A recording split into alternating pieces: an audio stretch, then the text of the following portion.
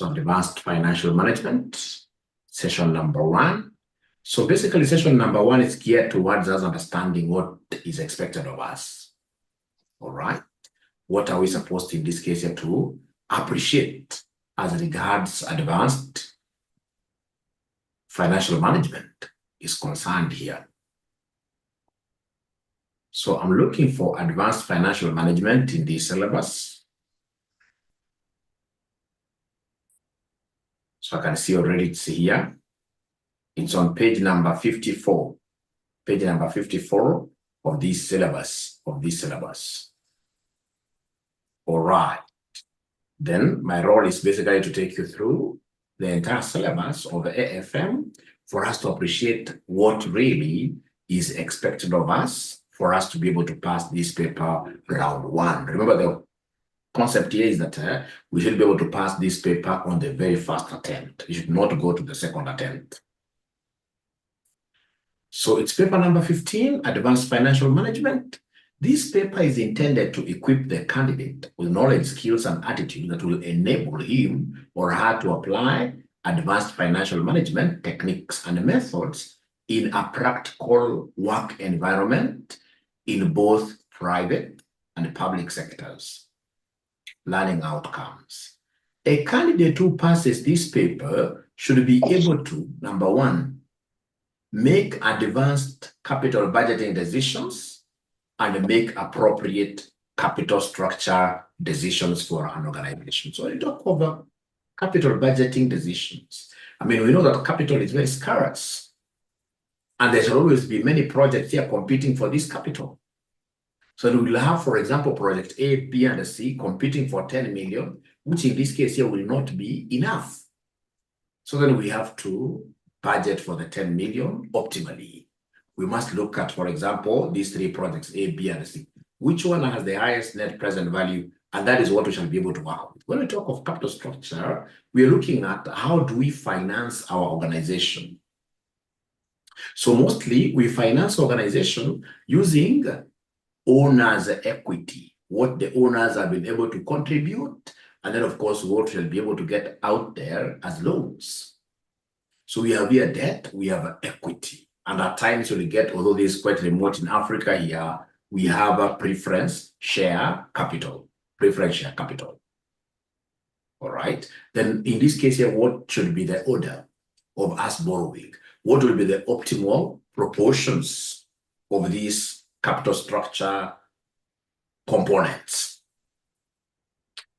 Then we shall be able to evaluate portfolios and apply CAPM. CAPM is capital asset pricing model and other multi-factor models in financial decision making.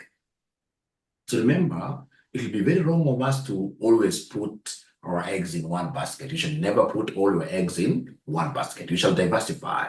Have in this case here your basket split into, say, even 2 or 3 baskets, so that you in this case stumble on a rock as you're walking to the market and maybe you fall down, then automatically we will have one basket having all its eggs, in this case you're broken.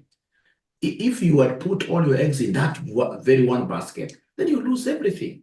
But if you had in this case here diversified your risk and put your eggs in 2 or 3 baskets, then automatically some basket here will be safe. So even in our investments, don't be like a friend of mine who got 15 million Kenya shillings from Kenya Airways when Kenya Airways was really Kenya Airways. And then he went with this 15 million and all of it, he was able to put it in some building, which later on was demolished.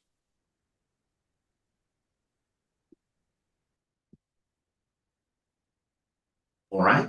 So if he knew this 15 million, maybe 5 million would have gone to a building. Buildings are not bad, real properties. They're not bad, but don't put everything of yours in them. Some other amount, buy shares. Some other amount, buy, in this case here, government bonds. Some little amount, put in what we call money market fund, your emergency fund, all right, which you can withdraw, in this case, in times of emergencies. All right. So we're going to study portfolio quite a lot, and we're going to see how we can use CAPM to get our cost of capital. CAPM is very, very popular. Then number 3, we should be able to apply the relevant models and skills in prediction of corporate failure. Over 60% of businesses established in East Africa collapse before they celebrate their second birthday. They collapse, in this case here, before their third year. All right.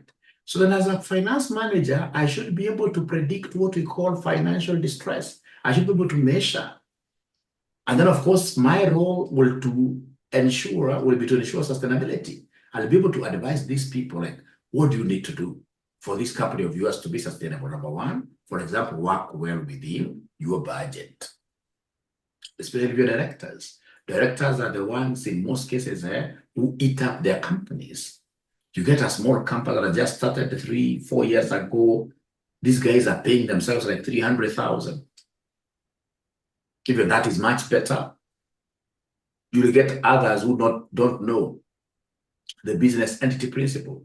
When they do a contract and they get 2 million, 3 million, they want to eat everything. They don't know that that money belongs to the business. All right. So under financial distress, you're going to look at very good models of predicting this financial distress. We have here apply derivatives in financial risk management and apply international finance concepts. So derivatives, as we shall be seeing later on, these are basically financial instruments that are used to manage risk. All of us would want to have them because, I mean, ladies and gentlemen, the environment outside is cloud with what here, lots of risks. So remember, like Kenya Airways some time back, they had an issue. This is when fuel prices were increasing every other day. Every other day, fuel prices were increasing. And then they went and bought what we call a fuel collar derivative. Collar means that, I mean, we have like a maximum price beyond which our fuel prices cannot rise. So assuming that the collar here was 190. So what does that mean? That if the price is lower, then automatically Kenya Airways is able to do what it will enjoy. But if it is more than, of course, in this case here, like 190, then in this case, if it's like say 300 or 250, then that fuel seller, fuel distribution company cannot increase the price for Kenya Airways beyond 190.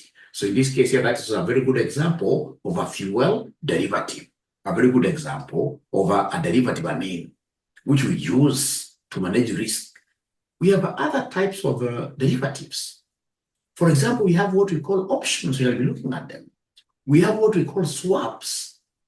We have what we call contracts here, forward contracts. We have futures. So we'll be looking at all that. You're expected, ladies and gentlemen, to appreciate derivatives. This is a common examination area.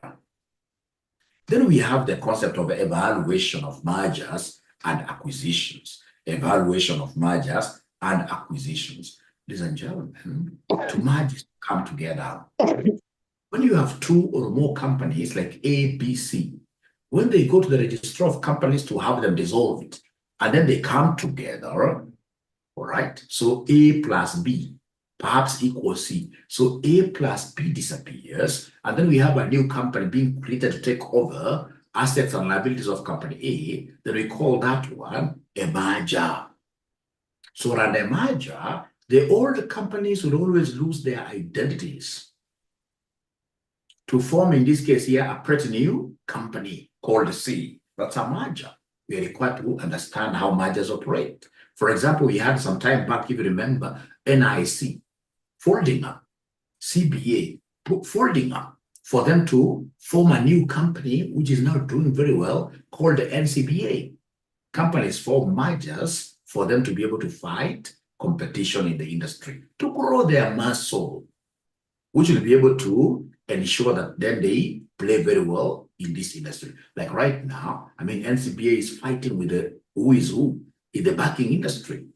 They're up there together with the KCB. They're up there together with what your Equity Bank, simply because they were able to, I mean, two young institutions, small institutions coming together. By coming together, they've been able to build enough synergies to fight now with the who is who mergers. And then we have what we call acquisitions. If A acquires B, then it is B that will disappear. B will disappear. So in acquisition, what we call takeovers, A takes over B, then automatically B disappears, then we are left with A. Listen and listen to me very well.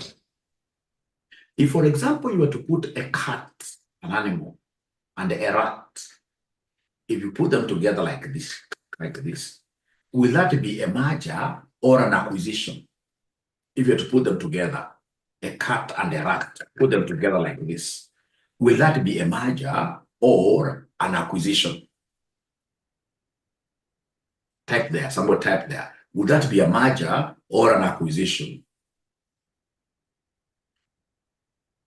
Will that be a merger or an acquisition?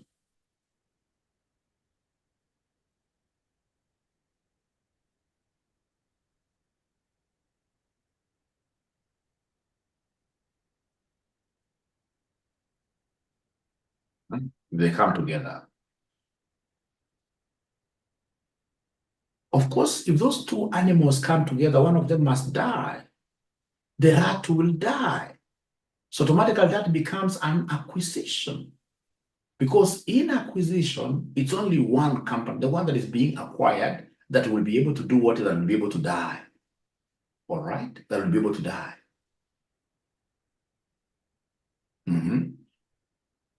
So under mergers, all the companies merging die. They lose their identities. And then we have creation of a pretty new company. In an acquisition, the company being acquired, known as a targeted company, the one that is being acquired is known as a targeted company. That is the one that dies. And then we have, in this case here, the acquirer, the predator becoming even bigger. All right. All right.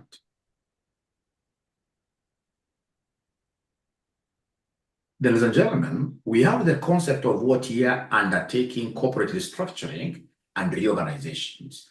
Once we have a company up here that is in financial distress, you as a finance manager, your role will not be to fight it closes down. Your role will not be to go there and you become a receiver manager, and then your work is to receive whatever receivables that is there for distribution to, using that hierarchy, lenders and then shareholders later. No. Our role is not the role of an undertaker. Our role, should we get a company which is financially distressed, is to do reorganization and restructuring to ensure that that company is resuscitated and given life, of course, now to enjoy in the long term, what we call longevity. Then as finance managers, we must study a topic known as reorganization and restructuring.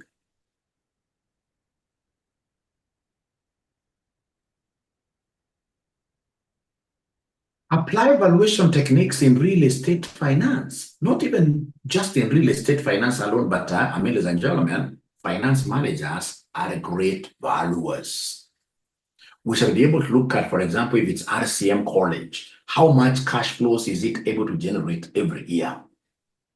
Those cash flows, given our historical patterns, we should be able to extrapolate, project into the future like 10 years. And then we should be able to use those cash flows now projected into the future and discount all of them. Once we discount all of them using what we call the discounted cash flows, then we shall be able to get the value, the present value. So the present value of those cash flows will be the value of the firm, and I will be able to use that value to bargain with any potential bidders. Anybody would want to buy, and tell them, look at the present value of my cash flows here. They are worth 100 billion. They're worth 100 billion. So they are worth 100 billion. Please give me something like 90 billion. It is, of course, if you have to give me that money still, I don't think I'll be able to accept in this case to sell RCM. You have still a bigger dream for the college. All right. Ladies and gentlemen, having gone through the learning outcomes, now this other one, I'll simply go through it very fast. We spoke about capital budgeting. This is where we shall be able to evaluate individual projects using NPV, using, for example, IRR to see in this case here which projects are most suitable so that we can undertake them, and then we will be within our capital here.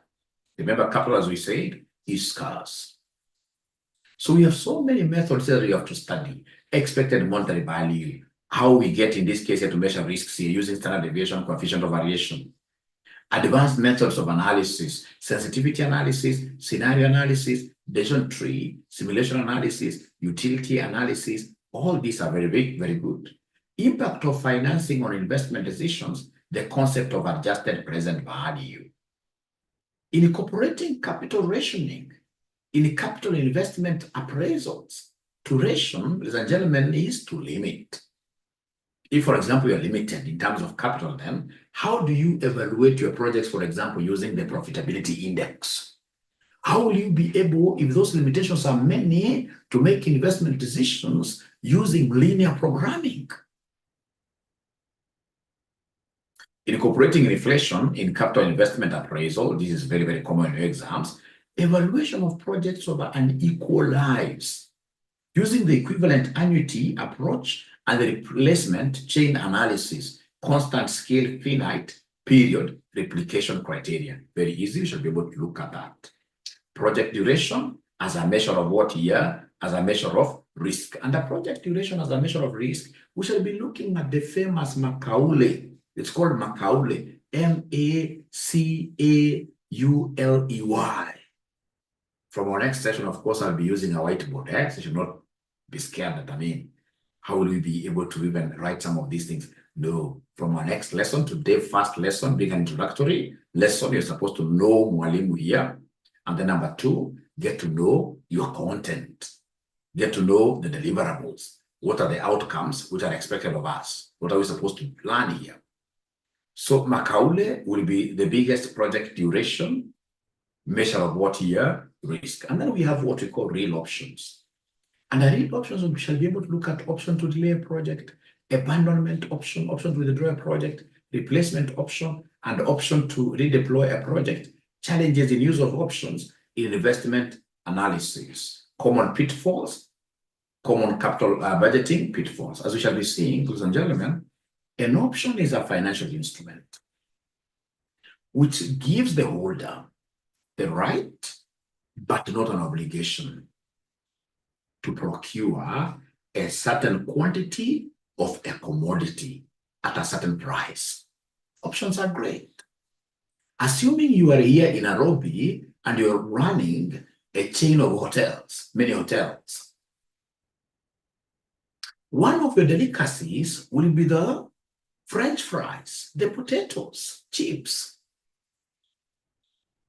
What do you know about the price of chips? It's not easy for you to increase the price of chips in the market. No, not easy. If you're charging like 100 shillings, 150 shillings, you remain there even for 10 years. You remain there even for 10 years. The only thing that I normally see them doing is to reduce the size, the amount of these chips in one packet. So in this case here, price of chips, quite inelastic. How about potatoes in the market?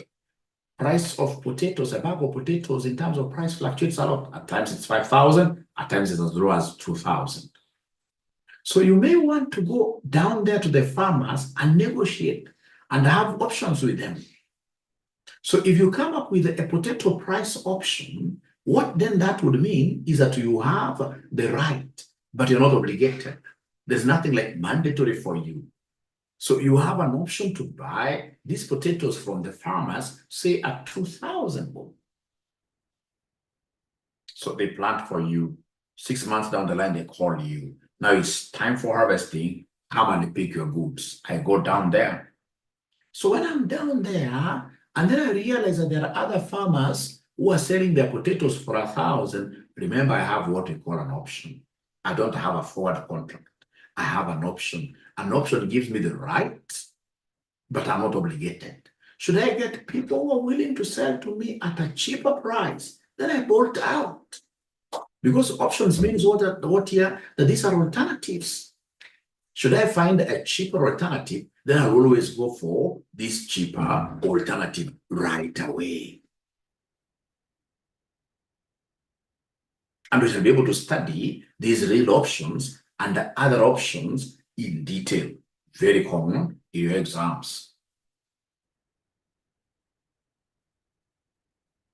All right. From there, ladies and gentlemen, we have topic number 2, portfolio theory. I've mentioned about portfolio, that we shall always diversify. Never ever should you put all your eggs in one basket. I'm not against my students in this case are taking risks. But of course, well calculated risks, like when you get like this lady who was calling people, telling people that she can give a return of 35%, 30% per month. And people were able to give her up to 5 million. No, they have to be very well calculated risks here. All right. Always take risks, but ensure that your investments are falling into what we call portfolios. Group of what year? Group of assets for you to be able to minimize your risk. Have in this case your investments, some of them going to the real estate. Have some investments in this case you're going to the money market funds. Have some investments in this case you're going to what year? Going to, I mean, there are so many, even offshore outside there. So long as it's a well-calculated risk. All right. Like, there is no way you can tell me that you are a rich person in this world if you don't have government bonds. As we shall be seeing in CPA, CPA starts with risk-free. We should always start with risk-free. As we grow, we need to take advantage of this compound interest. All right. So we have risk-free assets, first of all. Government bonds are very good, and they're very huge here, government bonds. So I'll start with government bonds here. So these government bonds, of course, they give me interest twice a year. This interest, when I get it, I can remove something small for my consumption and then reinvest back. So if you give me like 40 million today, I normally sympathize with most of my age mates. They get money every time they think about Mugonda, Maguta. And in this case here, what year? Rental properties. Everybody's crazy about rental properties. They're not even seeing a risk of these houses that are being built all over here, and I mean, they don't have in this case here a great levels of occupancy. Rental properties are good, but if you give me 40 million today, I'll go and negotiate with government to get about 20% return per annum. 40 million, 20%, that is 8 million shillings every year. And remember, upon maturity, my 40 million will come back. So this 8 million that I'm getting every year, now I can use it to get into real estate now slow because now I'm diversified, But I can never make, because, ladies and gentlemen, I'm now old enough. I know what is good and what is wrong. And I know rental income. That one, you can never cheat me. Rental income, as much as it's very good, rental income is never passive. Rental income is never passive. I've ever met a landlord on the road, a friend of mine, just running like a madman. And then I asked him, I've been stopped. He was not even able to stop. He continued running. And then later on, I came to discover that he was running after a tenant. What kind of passiveness is that? Our friends of mine, in this case here, whose houses are occupied just up to 50%, even getting 50% at times. But unless this property really is in a very, very good area. But even these good areas, where are they? Who knew that Kilimani would turn to be like a slum? Right now, there are properties coming on, right? The property you're putting up today, thinking that it is going to shine for a long time. It may only shine maybe for just 1 year. To me, I would rather put this money in government stocks. Once I bought government stocks, whatever I will be getting out of government stocks, I can have used to get into other areas, including that real estate, albeit at a lower scale. Someone told me that Mwalimu, the government can collapse. That's a risk I would be willing to take. Do you know what it means by a government collapsing? It would mean that all systems have done what you have collapsed. All systems would collapse. All systems would collapse. Because where is our pension money being invested? Our pension money is being taken to government bonds. All banks, wherever they have surpluses, most of their monies are with government. SACCOs, most of their monies are with government. Then why should I fear as an individual investing with this government, I should never fear. Because by the time, in this case, the government then collapses, then everything will just be a bubble, busting, and that will be it. All right. Then that is a risk I will be willing to take. So under portfolio theory, what am I telling you? That we shall always take risks, well-calculated risks. But most importantly is the fact that we shall never put all our eggs in one basket. We shall never put all our eggs in one basket. We need, in this case, to diversify. We need to diversify. We need to diversify. We need to diversify. Just like children. You know, to get somebody in this case, unless it's medical, unless it's on medical grounds. If it's on medical grounds, no problem. So you get, for example, somebody just getting one child, and then they say that that is enough. Anybody here who is a bit old, like 30, 35 years, will tell you, these kids, in this case, it's God who provides for them. You get them. Get them. Get 2, get 3, get 4. Like 4 is a good number. You're diversifying your risks. You should never put all your eggs in one investment vehicle. Don't be cheated. Of course, this is a debatable thing. Somebody will tell you that 2 is optimal because everybody's getting 2. Nowadays, I mean, with what is happening, I mean, you guys who have children, you will be able to bear witness with me. You get a kid, very good, class 5, they're doing very well. By the time they get to class 8, I don't know what happens. By the time they're getting, if you're a mother of a teenager, you understand what I'm talking about. You simply get your kid, in this case, you're one of them. It will not be all of them, one of them, becoming wild. So if that is the kid you are looking up to, not even in terms of like, kids, you're not looking at your kids in this case here to like give you money in future. You're looking at that social protection. When you get older, you want that social attention. People that you'll be able to call family. All right. So to me, I know it's debatable, but for like this, very good. We shall overcome. We shall overcome. Can imagine now, very first lesson, you're getting a teacher who is telling you to get 4 kids. This teacher must be very bad. Don't worry. One day, you will remember me. If it's medical condition, very good. And of course, others are very busy at their workplaces, but at the end of the day, the kids, the more they are, the better. So they should be able to look at all that. Then we have advanced financing decisions. This is all about how do we finance our company. We have debt equity.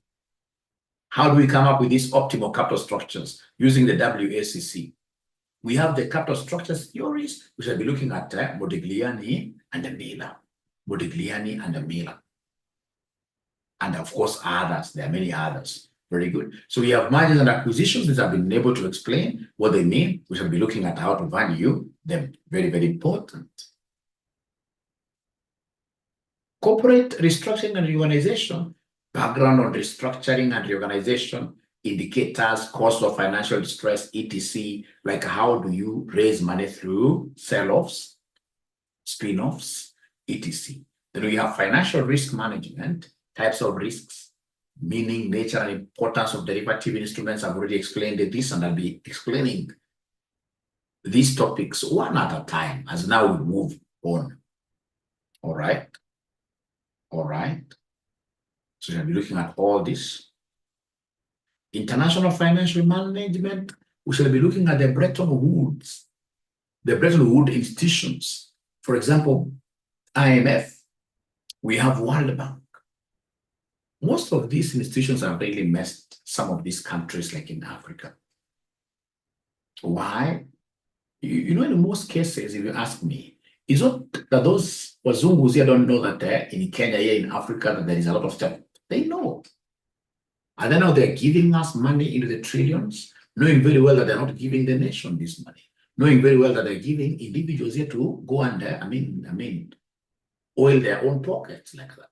And then at the end of the day, who is paying? It is a normal mwananchi. All right. So, like, for example, if it's IMF has got various functions, like stabilization of exchange rates for their member countries. We have what we call balance of payments. To get the balance of payments, we normally take exports minus imports. So IMF would want countries to export more than they import.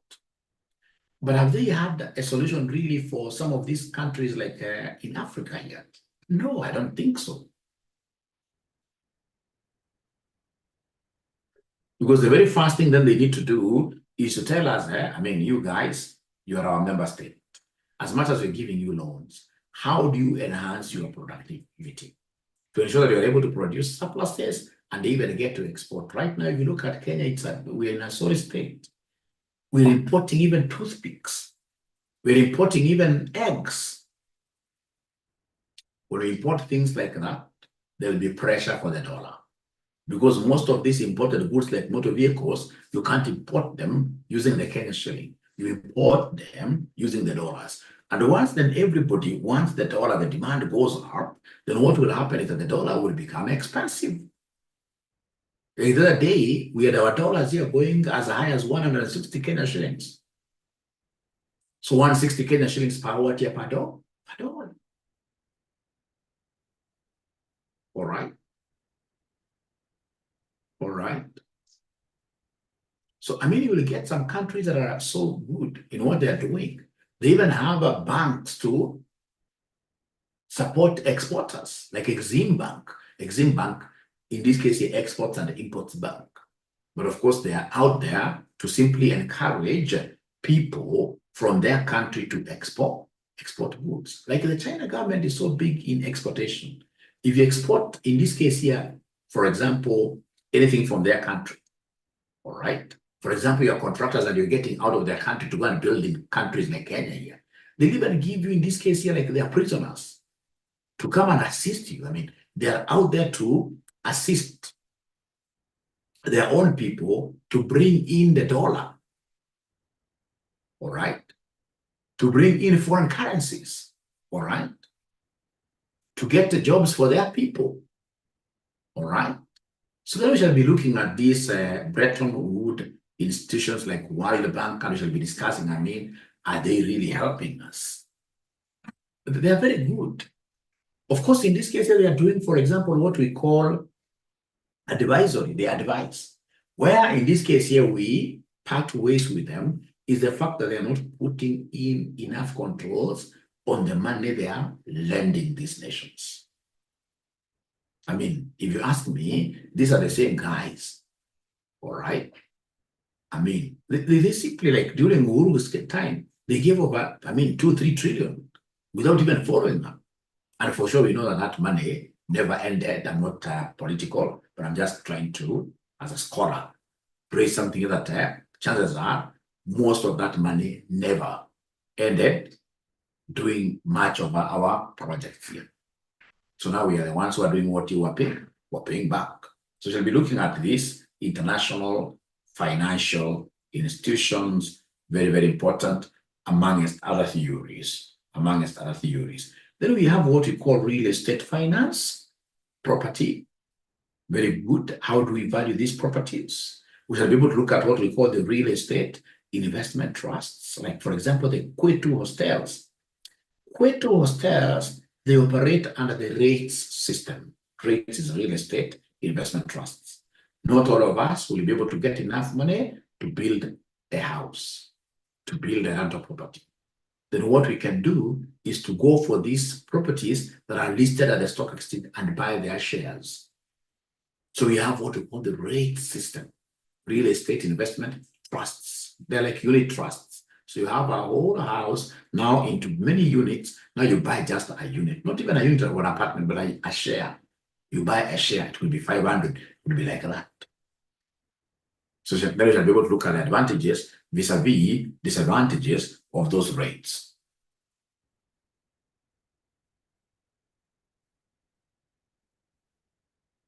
We shall be able to look at mortgages. Like the other day, they brought a question here regarding like what do you need as an individual to be able to acquire a mortgage from a bank?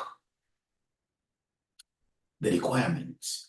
If you are in need of a mortgage, and there are very few mortgages in this country, what do you need? So, for example, I would need what we call a CRB status report. That's why I normally tell my students, don't destroy your CRBs. Don't be among those foolish people who will be clapping outside that have stolen from Fuliza. I've stolen from Hustler Fund. Once you're listed, it becomes very, very hard to get your name off the listing of that listing when you're listed negatively. All right. So, of course, you will need proof of income. Proof of income. Do you have a salary? They'll tell you, give us, like, for example, 6 months. So we should be able to look at all that, and I'll be able to do what we call a loan amortization schedule to show you that mortgages are very, very expensive. But if you play your cards very well, then automatically you will be able to win. You'll be able to win. They're not bad because remember the mortgage asset is also increasing in value. The only bad thing with mortgages is the risk. You take like a 30-year mortgage, chances are in between you lose a job. And very many people are not really thinking of loss of their jobs. How will that affect their mortgage payments? All right. And that is why when you are still energetic, if you have like a 20 or a 30-year loan, ensure that you clear that loan within 10 years. Within 10 years. Like myself, I took a loan, immediately I got a job. All right. Unfortunately, I have been getting good jobs because I'll be able to share with you what I normally do. Yeah, like this continuous professional development, like I do financial modeling for these big banks. By age 27, I had cleared my mortgage. And it is the same house I've been living in since that time to now. All right. All right. So in this case, you can take a 20-year mortgage loan, but ensure that you are able to pay this mortgage as fast as possible. Whenever you get windfall. Yeah, windfall income you never anticipated. For example, I've taught a student very well, and this student has passed the exams, and then they give me 10,000 straight away on my phone, my mortgage account. All right. Because for you to be able to succeed, ladies and gentlemen, you must be financially literate. There are very few people in Kenya, in East Africa, actually globally, who are financially literate. We have a big number of people working without budgets. They simply get their salary, and then, God just helps them. They just, picky ponky, 10,000 here, 20,000 here. It ends, they don't have budgets here, which is very, very sad. They don't do financial planning. If you're doing budgeting of your money, then you're financially literate. These are the kind of people, as I always tell you this story, and I hope that young man does not hear Mwalimu saying the story. One time, a certain gentleman invited me, still don't mind actually, invited me to, he thought like this Mwalimu, we want to have some, happiness in all of these young people hotels, restaurants actually. The name is Squabers. So we were there, he was with a company of about 6, 7 people, right? And people in this case here were taking one for the road like that. We really stayed there for about 4 or 5 hours. All right. And in Africa, it's quite sad because in Africa, when you are out there, like I was privileged to do my master's outside there, all right, you'll go to a restaurant, everybody's doing their own bills, all right? But in Africa, in this case, this guy who is financially literate, the guy in this case now is feeling like they're out of the world. The bill that was paid there on that day was 40,000, a lot of money. I even remember at one time there is a certain brand that they bought. People brought that brand to them while singing. It's like the entire restaurant came to a standstill. I'm not against, in this case here, people, having celebrations. They're very good. But are they budgeted for? If they're budgeted for, like the way Wazungus would do, if you see a Mzungu coming to Kenya here for a holiday, that guy has saved like for 3, 4 years. Wazungus can't get to a restaurant easily during their work times, like in their countries, and then they do like $1,000. No, if you see a Mzungu spending $1,000 here, that is a plan that he had for over 5 years. So I'm not against any excitement. So it's always good for you to, ladies and gentlemen, celebrate some milestones here. But please, let's engage in what we call financial planning. That 40,000 that young man paid there, if he had just 10,000 shillings, he would have gotten a government bond. And then, of course, would have simply, in this case here, continued, in increasing his portfolio in the government bond. By the time we'll be retiring, we'll be having like a 40 million worth of a portfolio of investment or portfolio of government bonds.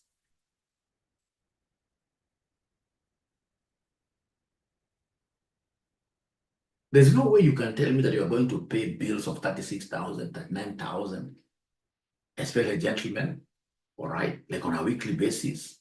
I happen to be among the advisors of some retirees. Like Standard normally organizes a forum for the retirees where they meet like once every 2 years, and I'm among those people who are called to go and advise. Ladies and gentlemen, the kind of stories I at times hear, those retirees talking about being out there as a retired person is not an easy thing. It's not an easy thing. If there is anything that I would want you to start doing as you work on your financial literacy, unfortunately, financial literacy is not being taught in schools, which is very bad. If you ask me, financial literacy should be taught, in this case here, right away from primary schools. If there's anything I would want you to be thinking about is when you retire, from your very first paid job, from your very first salary, and you ask yourself, have I put something aside for my retirement? People are struggling outside here. And that is why, if you look at, for example, if you allow me, if you look at the CBK pension towers, just 1 minute.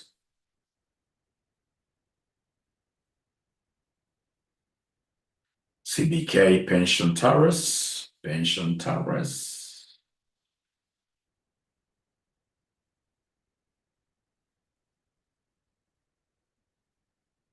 Just a minute.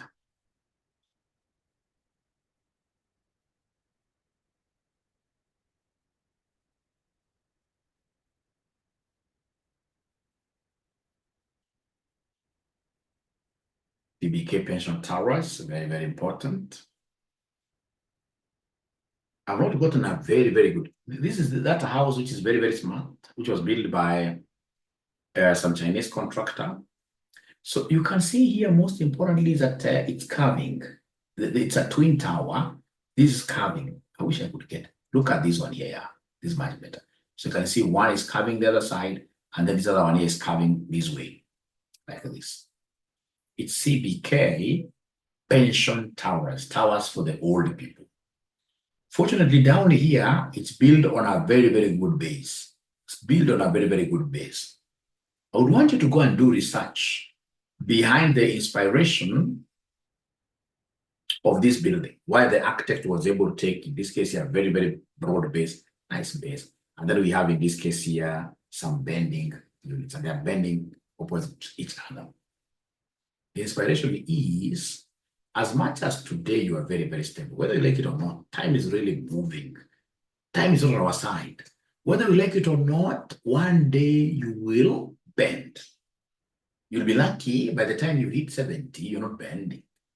It doesn't matter whether you're a Gen Z or Gen Alpha, one day you'll bend. And there's no problem in bending. It's quite a blessing to bend. To become old is a blessing. But what kind of life will you be living that time? Later I'm there saying that, you know what, I can't afford what even a Panadol now. Of course, Standard, they are a little bit better because they are pensioned. Although they are those ones who retired a long time ago, before the pension before they took up a very good pension scheme. You still get them complaining a lot. And then they're lucky because at least they have some pension. Now I have people outside here, you know, you go and read why that thing is bending like that and why they are this is a couple. We have, in this case, when you start hitting 60, 75 years, you're bending. And of course, at the end of the day, everybody will be looking their way. And chances are the wife will join the kids in America. And then you have here the boy child, now he's a boy mzee, who in this case is left here home like a pauper. And why do you think are people running away from it? It's because you never took care of your old age when you were still young. Who would want to be associated with a poor person? All right. And that is why, as a man, as much as in this case we love our wives, our women, we must also have something by their side. And that's what we keep on telling these young men. Have something by their side. Not that they don't know, they should know. Go under, for example, to Britam Insurance. put something there for your pension. Put something extra. If your employer is doing 10% for you in form of pension, match that 10% with another. Also, girls, we have to ensure that we are independent as we grow up because things happen. Like I have a friend of mine the other day who died, and the girl here was, told, no, you can't come near this man's properties. And the brothers were so serious, and this lady chose peace. All right. So things change very fast when you ask anybody. I don't know whether there is anybody who has a retired parent here. They will tell you, fine, we have these houses, they're giving us money. But whatever that makes them so happy is the pension that they receive on a monthly basis. It never misses. And that is why I also tell these great people who are on pension schemes that they should never go and take like a whole lump sum. These pension schemes that will give you, like, say, 20 million at once. No, that money, you have never held even 1 million at a go. If you're given 20 million, that is when you get now a man deciding to marry at the age of 60. That money confuses you. So if I'm the one with that 20 million, I will simply buy the monthly premiums. I'll take, like, say, 6 million, put this somewhere else, transfer because of diversification. I don't have to put all that money in a pension scheme. Take 6 million, put it in a government bond. And then the other amount, I buy a monthly premium. So every month I'll be getting something like that till I die. And when I die, the difference will be taken, in this case, to my next of what year? Next of kin. Ladies and gentlemen, we must take care of what year? We must take care of our old age.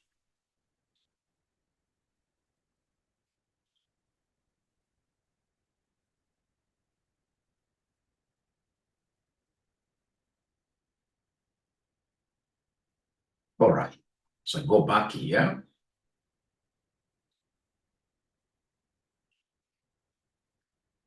This is why I love teaching finance, because finance is factual. Finance is factual.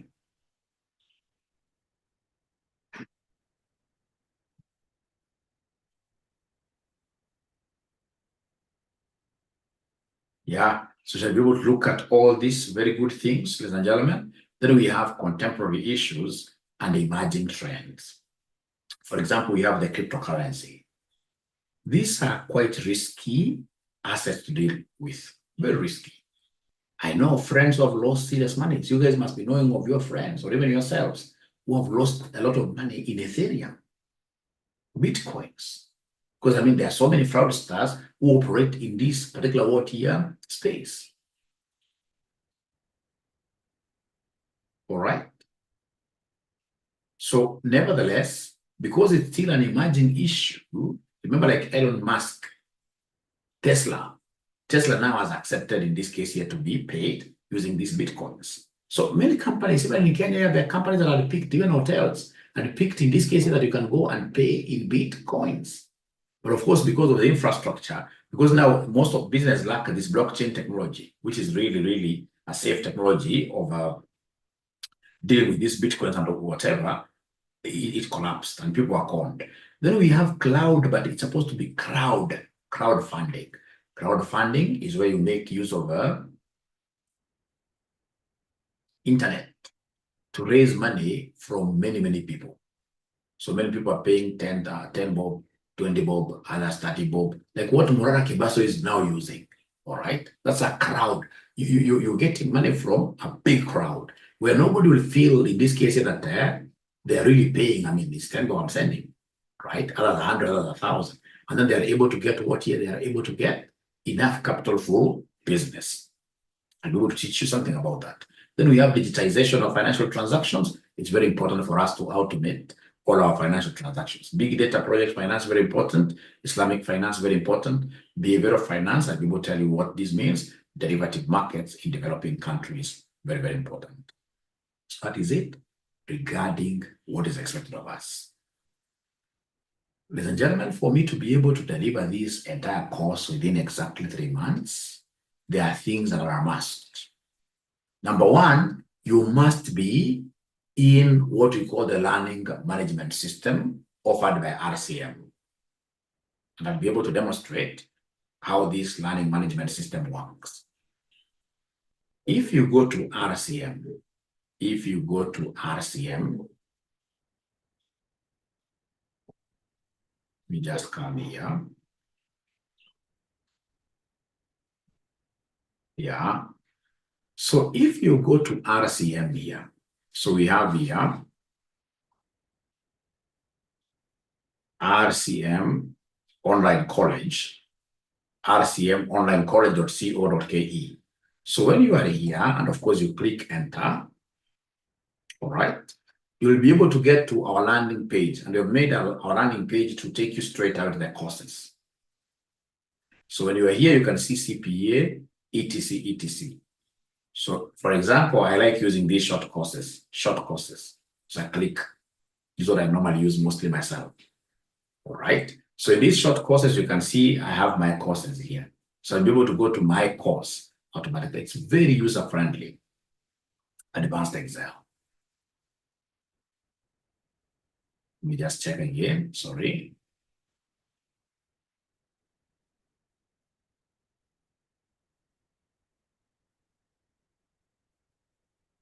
It is rarely down. Let me just check again.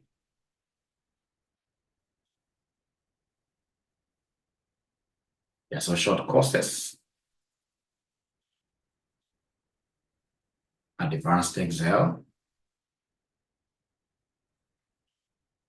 There could be a problem there. The page requested could not be found. Try to find in your search or use the navigation above to locate the post. No worries. So if, for example, it's CPA, let me just check whether it's the whole website, but it's rarely. I've never gotten it being down. So intermediate level, CPA advanced level. So CPA advanced level, you'll be able to go to advanced financial management, for example. Yeah, I think that there must be a problem with the website. So then when you get, in this case, ladies and gentlemen, when you get inside this LMS, you'll be able to get notes and the videos inside. You'll be able to get notes and the videos inside there. Notes and what here? Videos. And ensure that you rely on the LMS more than you rely on the live classes. Actually, if you ask me, these live classes are at times a waste of time. How I wish students will be able to grow to a level where they're able to use this LMS. Because in the LMS, those videos, I can increase the speed. If it's something that I'm following very well, I can watch them at one. I wish to behave. I don't know why it misbehaved today. You can put this thing at 1.5 times or 1.25. So a 2-hour class, you can cover it very well in 1.5 hours. You've saved 30 minutes. And trust me, 1.5 speed, you will understand everything there. And the good thing with videos is that you can always do what you pause a video, take your own notes, etc.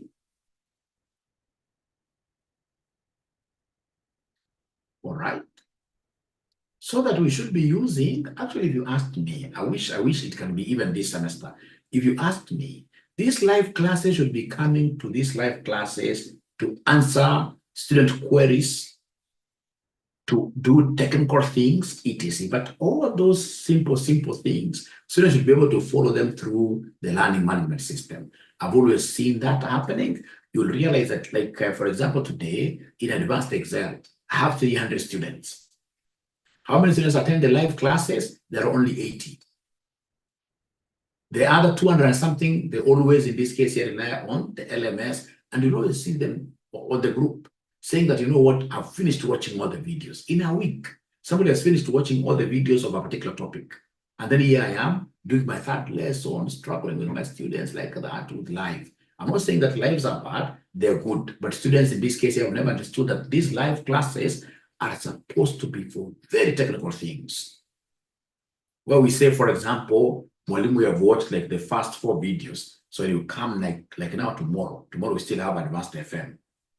So I'm going to give you like the videos you should watch. Yeah, that's too soon. Tomorrow is too soon. You can't watch 4. So I'll give you, for example, 1 video to watch. So tell me, Morima, you have now watched that. This is now what you never understood like that. And then I use the live class to give you further insights. Not to come and start like defining like what discounted cash flows are. No, Those ones you can use the videos because videos are very good. You'll be surprised. So one of the things that we want to sell to you is that we should be using more of videos. Make the learning management system LMS your friend, and you can never go wrong. And then most importantly, ladies and gentlemen, you must ensure that you have our revision kit, which is a kit comprising of what here questions and answers, discussing the latest questions and answers. So I'll be making reference to that kit a lot. Of course, unfortunately, that one you have to buy at 1,000 shillings. And of course, you'll be able to order from wherever you, from us, we should be able to deliver wherever you are. And you have our numbers. Our number is 0719 525 1000. 0719 525 1000. For those of you who have never met this Mwalimu, my name is Dr. Joshua Aura. I'll be the one taking you through AFM morning class, and I also have AFM evening class. Today having been our very, very fast session, we shall not be able to stretch so much. Whatever we have done is basically introductory, going through the course outline, and I feel that is enough. And I want to take this opportunity to wish each one of you a good day. See you tomorrow, same time. Thank you so much, and bye.